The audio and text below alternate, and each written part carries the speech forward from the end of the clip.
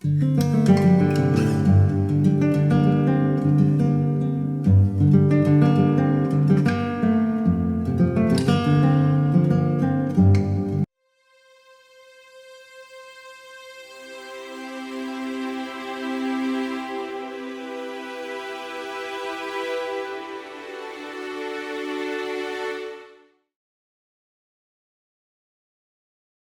His Mother, Volume 1, Karma, Part 1.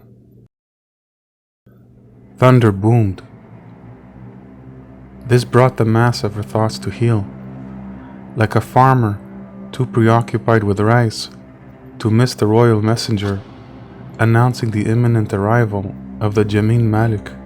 Jyoti also had not seen the lightning. That the flash had occurred was not her concern. She must double her efforts now to end her objective quickly so that she may return to her home in reasonable time. It had rained yesterday. It was very likely it will rain again, harder this time. How long was the trip here? It will be just as long on the way back. Why did you even bother coming here? The voice was inside her head. Her answer had to be truthful, because this great action demanded dignity. It would not do to make such an announcement, except in person. With her heart racing, her mind listed all the sentences she must say, all the arguments she must convey, all the rebuttals to counter. With the breakdown that came from fear and an overworked brain, her eyes lost focus. The double entry doors seemed to blur. The walls of the mansion were unsteady. When her sight came back finally, feeling a pull of intuition, she caught a sign of visible danger. Smoke was blowing from under the doorsill. It was fanning out into the open air, coiling itself about her ankles. It was like a dangerous and vicious serpent, something right out of bygone eras. Her chest clenched once more, and she felt like screaming. She was doomed, cursed for the crime of abandoning her family. You must act. This voice came from behind her. She turned and saw herself, sitting calmly, dressed like Arjuna, sharpening a hunting knife. Their eyes met. The message was conveyed. Its truth was received. By acting, she will join the cycle and accelerate the end. A solution would present itself once an action has begun. There was a living system in the universe, a chain of causes for consequences to follow. If she did nothing, the house will burn. If she rushed in, however, she may be the one getting burned. Her entire way of life, her noble worldview, all centered on action. She must do something. She turned to face the danger. Action was the priority. Reaction was inevitable. As she tried to push the key into the lock with a trembling hand, reality shifted around her again, like human faces pressing themselves against a steamy window. Ignoring the delusion, she worked hard to concentrate.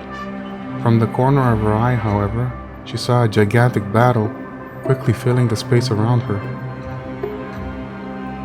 There was redness in the sea and sky. It was her madness that was emanating, amplified by the magic of this place. Distracted by this scene, her jittering was multiplied 100 times, until she was forced to stare at its offensive abuse. She was completely trapped in this vision, and was left exposed in her tremors. Like a volcano erupting and spilling its magma, this vision continued on its path of death. Time passed as time will, as lives can fill an age. The bright burning battle raged on, and the shipmates fell off their ocean-going vessels, arrows sticking out their bodies like branches. Under a sky burning red, they were dead before they hit the water. Seagulls were flying, wheeling above. The clouds were moving at their pace. The hour had grown old, and the king's ships have appeared late. The pirates have escaped with the loot after setting the merchant ships ablaze. Did any honest workers anticipate destruction, when they set out in the morning? Even if they anticipated it, there was no way to stop what was coming. Life was inevitable loss and heartbreak. It was just a vision, she told herself. Oftentimes, otherworldly perceptions occurred while real-life danger lurked by. There was no chain of singular links.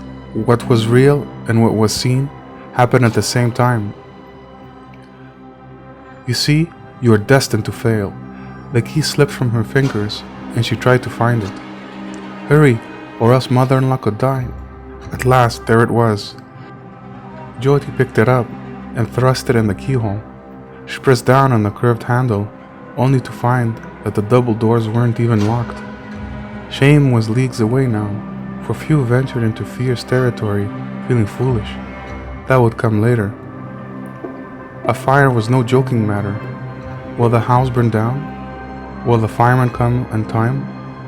Will mother-in-law survive the devastation? All of her life was in here. Jyoti's mind spilled into future fears as she rushed inside, trying to find what was burning. Wait, she told herself. Look carefully. You see? There was no smoke in the large living room. She hurried past the arched doorway that led to the kitchen. There was a pot on the stove, bubbling and shaking.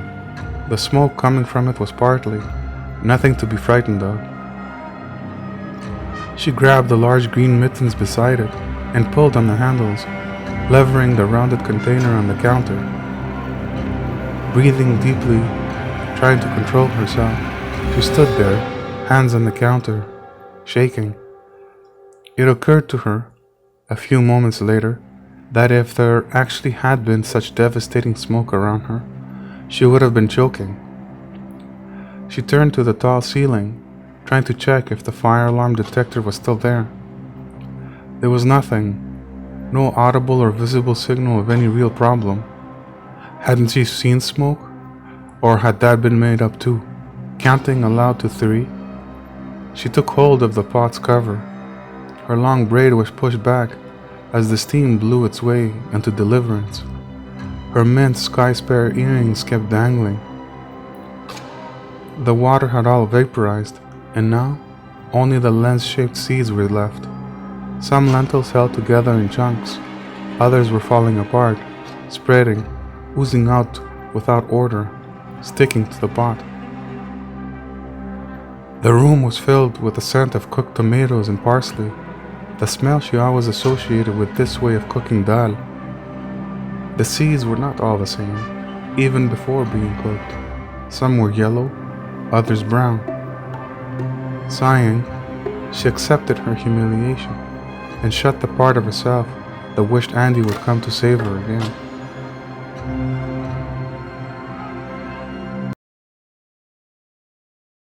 Walking slowly back to the living room, Jyoti removed her coat and placed it on the silver rack that had the shape of an olive tree.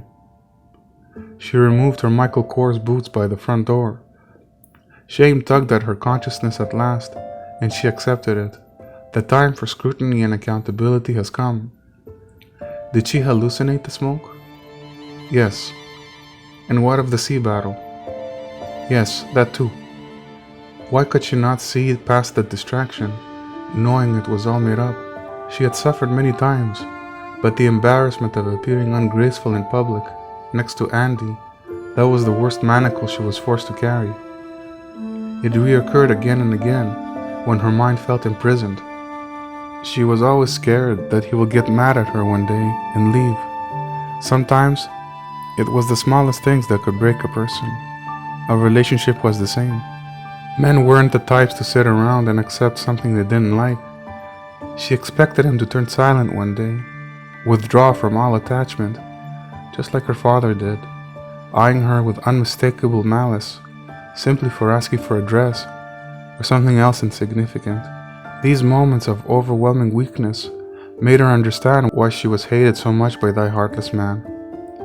She became aware of this link of misery between them during the last years of elementary school. You see, the other kids talked about looking forward to Saturdays, going to Marvin's to eat calamari and lamb chops, so she asked her father one day, why don't they all go as a family to Marvin's?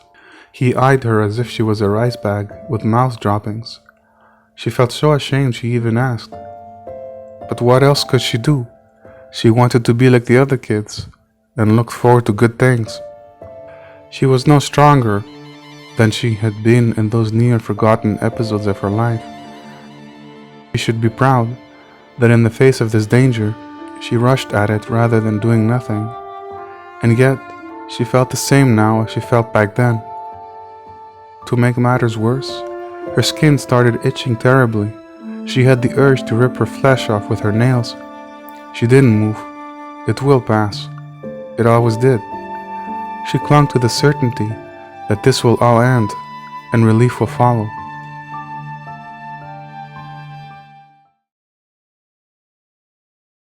Wait, watch out! A crowd of Amazons wearing Michaela's face and carrying bows just appeared out of a dark forest.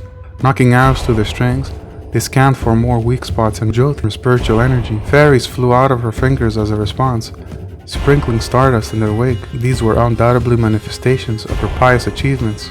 Go, my daughters, fight for your queen. The frenzied raiders should be set ablaze, screaming, "Burn, and let no one care for their ashes." Another arrow whizzed past the light barrier around her, and it hurt like hell. This pain opened a wound deeper inside her soul, tearing through time itself, to push her back into the never-ending epoch of failure. Markella's ultimate victory came in the year Jyoti was officially introduced as Andy's girlfriend. Here's what happened. She had come with him to a birthday party in a neighboring house. Jyoti didn't know the girl, but she was close to him. Strangely, he refused to come if he could not bring his girlfriend with him. So she came to the party without knowing anyone there. She wanted to instill in herself some control over her chaotic mind by doing everything with dignity. So she hiked her tight, long white skirt and ceremoniously trotted up the stone stairs of the entrance. But then, just like that, as she was walking hastily with silver pumps to catch up to Andy, who jumped up 3 steps in a foolish urge to taste power, the heel broke off her left shoe and she fell, scraping her elbow. Everyone stayed still for a second and then rushed to see if she was okay. Except that one evil girl who made it her reason to live to torment Jyoti since elementary school. How Markella had laughed. Other people told the girl to stop, but she pointed a finger at Jyoti, repeating over and over, "She's a Muslim." To Jyoti's surprise, the faces changed to apathy. She had felt like her life was smoking out of her, leaving behind only coal. Why was she being hated just because of her religion? Back then, she had not even begun wondering what was so different about her creed that made human beings avoid her like the plague. Even today, she admitted, this was surely wrong. Even enemies needed to be treated with dignity. Such is the way of Dharma.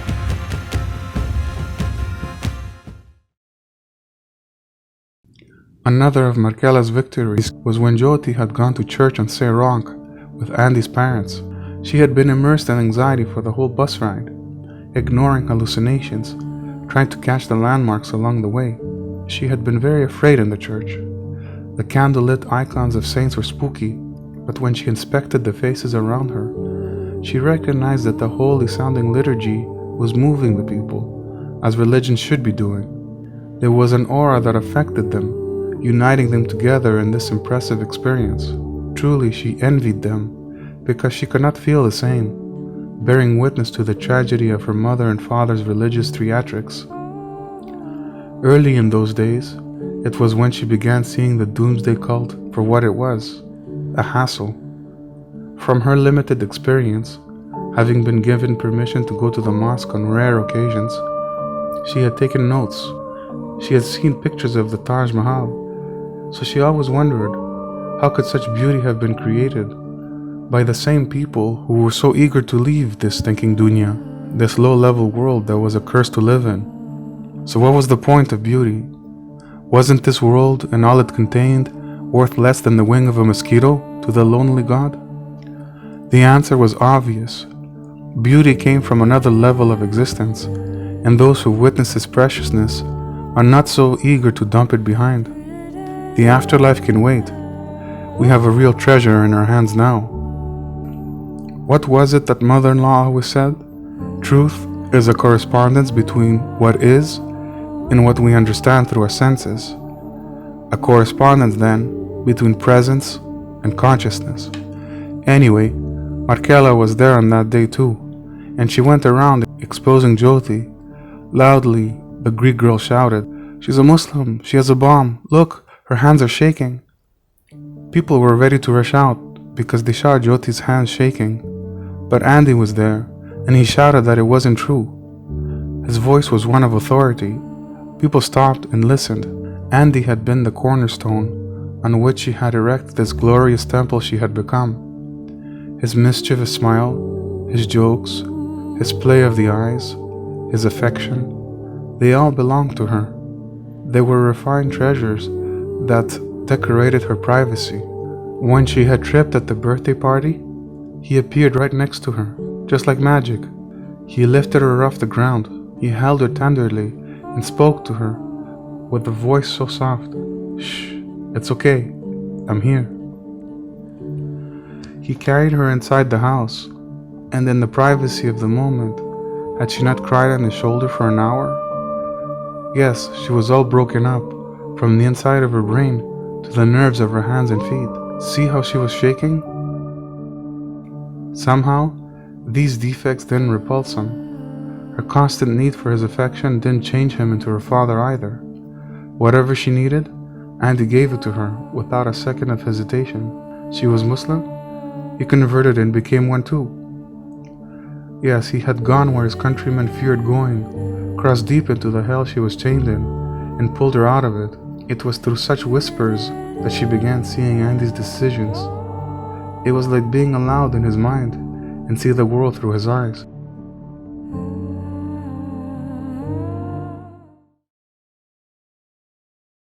More and more memories came now, like warriors wearing Markela's face, with arrows and spears, and where they hit their mark, hatred and rage poured out of Jyoti.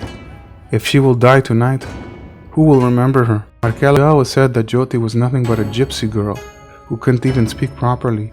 The evil girl knew that Jyoti had suffered from speech and learning disabilities, and until she met Andy's mother, Jyoti had performed horribly in school. She repeated words too many times, and sometimes people couldn't hear her voice at all. Markela was witness to all these defeats and shouted the news to everyone. "Stupid gypsy girl, the teachers are only nice to you because they feel sorry for you. Retard," she said, making noises and twisting her mouth. When Jyoti heard these things being said to her, she felt herself turning to salt. She couldn't move at all because of her tremors. She yearned for her bubbles to envelop her and take her away from this world of humiliation. It was true that back then, her non-verbal learning disability gave her a problem with running on too much with her sentences, saying things that looked like she remained childlike and insolent.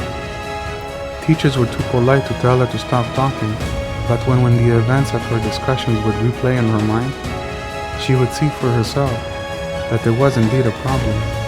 Ever since she met Andy's mother, though, Jyoti had desired to be acknowledged as a lady who knew how to make excellent conversation, to match the great woman's skill at making people comfortable with her wit and humor. But the evil girl's actions would come back to haunt Jyoti over and over, bringing her down to the other level of hell, that of self-loathing. She felt inferior to Markela for quite some time. The evil girl had a big bum, and worse, she started having breasts before anyone else, and all the guys looked at her with desire. "Poor gypsy girl with no tits, nobody will ever want to be your boyfriend," she had said as she shoved Jyoti in gym class.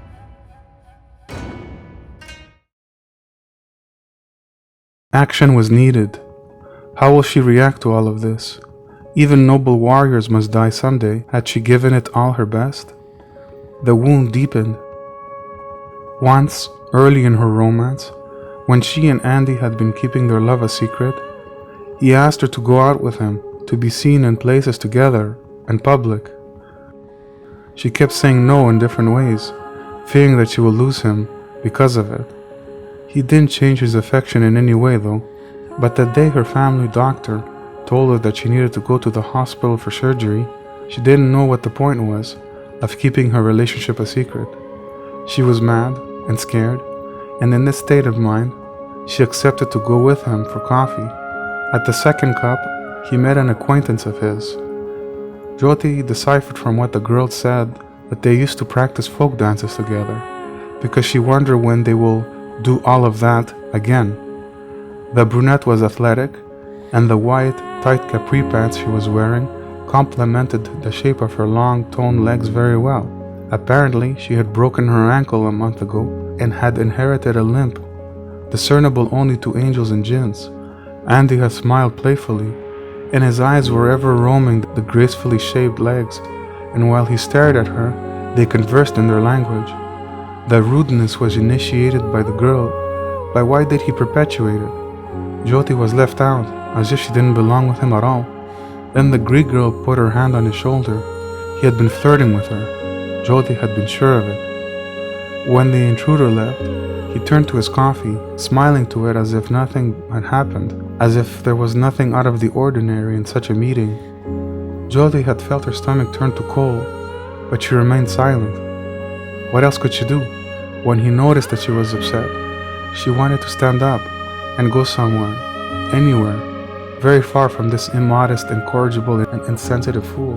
But shame added another link to the chain of her suffering, and she stayed still, while her anger cauterized her connections with everything else.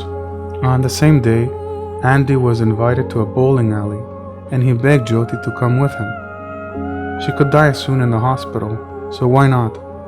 Get at least that down for the angels to record, and then she will have to answer for that too in the afterlife. Anyway, he was in the company of all these slutty Greek girls, and the topic came up of how he had met such an exotic creature. Their words, he joked that he would not retell the story on account of his proper friend, meaning Jyoti, that she would be very embarrassed about it. What was he insinuating?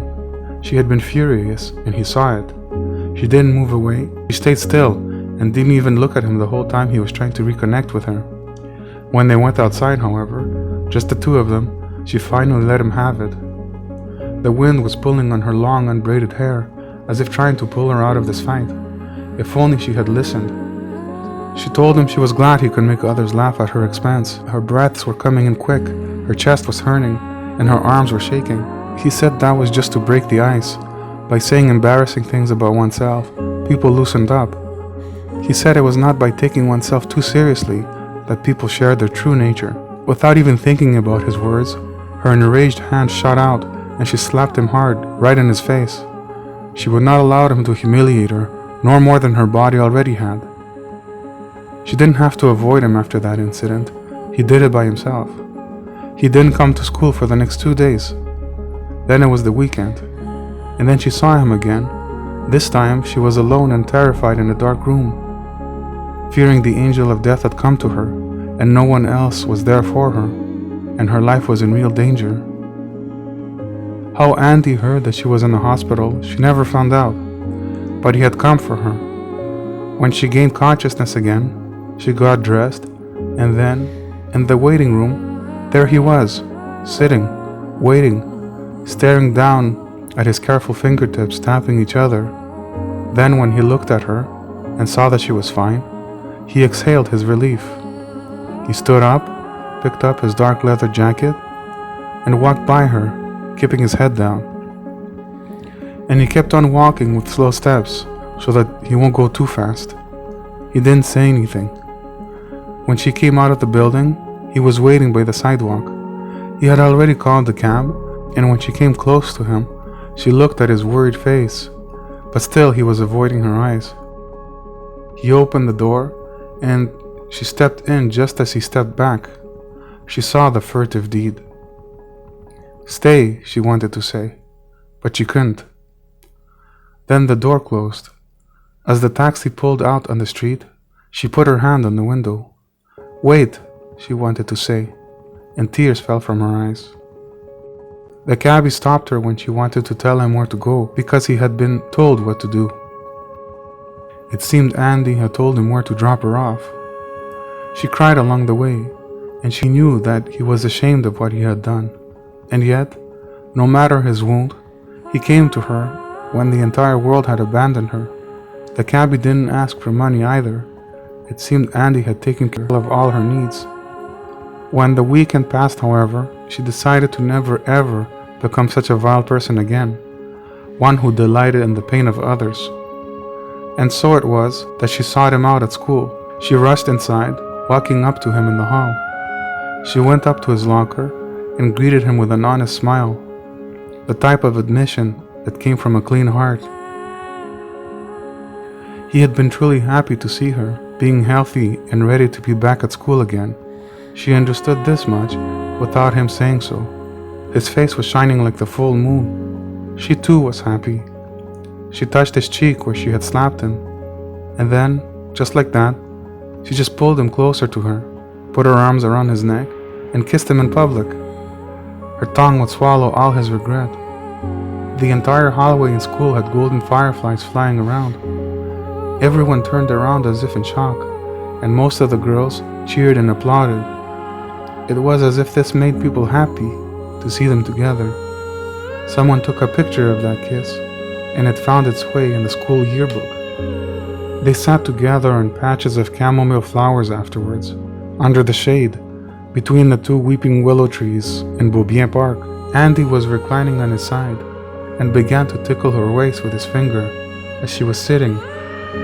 He began explaining to her everything she mistrusted about his relationship with the other ladies. It was enriching to share in his way of thinking. She felt worthy of his secrets. When he tried to apologize for being friends with other girls, which had obviously upset her, she held his face in her palms and said that it was not necessary. But he insisted that it was important to discuss this because he did not want to cause her the same injury again. He was afraid that he had lost her, he said, in a voice that carried every shackle of his torment. On that day, entire meadows with roaming butterflies had burst before her. How could this boy be wounded if a simple girl like her stopped talking to him? How could this boy crave her presence when he was loved by every girl who fell for his deer-like glances? And yet it was true. Raising his left hand and covering his heart with his right, he said that he would ignore all girls who saluted him going forward. She chuckled, shaking her head, because he had sworn his oath with all the wrong gestures. He tried to say he would not do it again.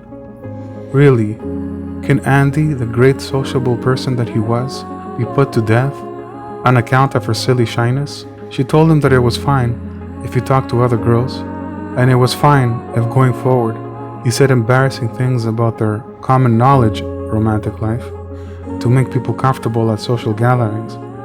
But there was one thing she would never forgive him if he did it, and that was if he told her secrets to anyone. She knew that eventually she would have to tell him about her condition and her family, and if he ever told anyone, she would just die. As for talking to other girls, she said to him that he was a beautiful bird who needed to fly in high branches to see the world he lived in. Was it his fault if father saw the gorgeous being and started making kissing sounds, wanting to bring him down so they could catch him? For a long moment in time, one in which he saw a vision in which the gravity of the earth was pulling down the cooling minerals from the mantle to the iron core, he had said nothing. He simply stared at her. Then, when she said she had to go to class and made ready to leave, he made his fingers walk like little caterpillars up her arm and rested there in the nook of her elbow. His caresses also became butterflies. It was just the most unbelievable relief to be touched by him with so much tenderness. He turned her attention away from the lake to the school, and then looked at his playful grin, only to find herself being pulled over him. Her body he drew over his, and in his eyes she saw something magical, as if she were a cover made of stars. That was what she witnessed as a reflection in his vision when he looked at her with such sweet attachment. Under the cover of the willow trees, and the cover of her long hair drooping and draping around them, she kissed him again, feeling the plumpness of his pretty lips. She found her comfort in his tender touch, as his finger traced the path along her spine.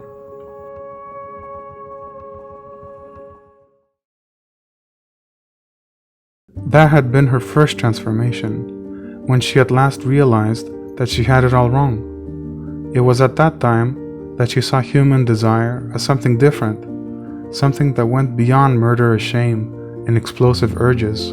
After that time, the relationship was no longer a secret. She could barely separate herself from him. She began wearing very form-fitting clothes. She wore tight jeans, revealing shirts, and high heels. There was joy in the combination of beautiful things. They belonged together.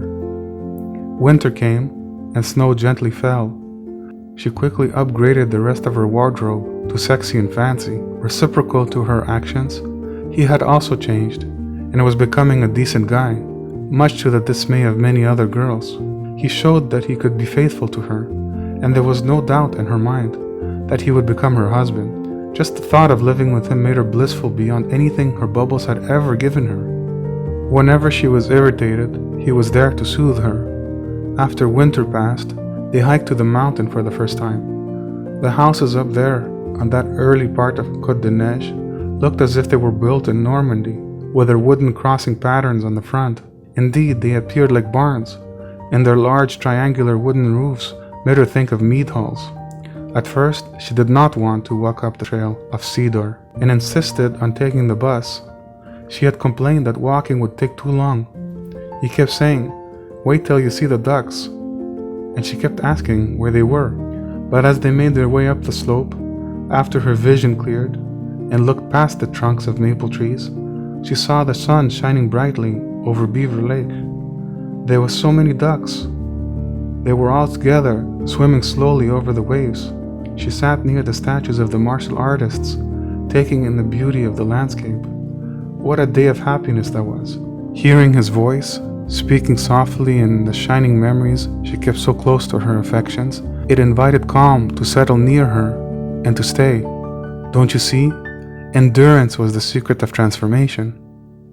When they went back to the car, he played a song, Caribbean Blue by Enya. That became the tune that she used to encapsulate the feeling of relief. From her reflection on that tune, Jyoti now saw herself as Varaha, a giant boar rising from the ocean after a millennium of battles, with burning lava on his fur, suffering continuous brutality, emerging with the purest thought carried on his tusks, the feeling of endurance. Yes, the world boiled and the rage infected all breathing conscious beings, but saintly souls must endure. If she could go back in time and talk to herself, she had so much to say to that shy little girl. Jyoti would tell her not to pay any heed to Markela, and that relief was just around the corner. And see, wasn't Jyoti's rage gone now? Hadn't the molten flowing rock pushed up against the tectonic plates beneath her and tried to split her asunder? Like a tropical island rising over the bed of magma, though, she had endured and had emerged victorious. She contemplated the unification of the world, containing all sorts of life and obstacles, but together they emanated beauty, and where there is beauty, there is joy. The air was fresh again. The house smelled with a subtle fragrance of burning oils. The scents became one. The joy of all this made her grateful. These events needed to be honored.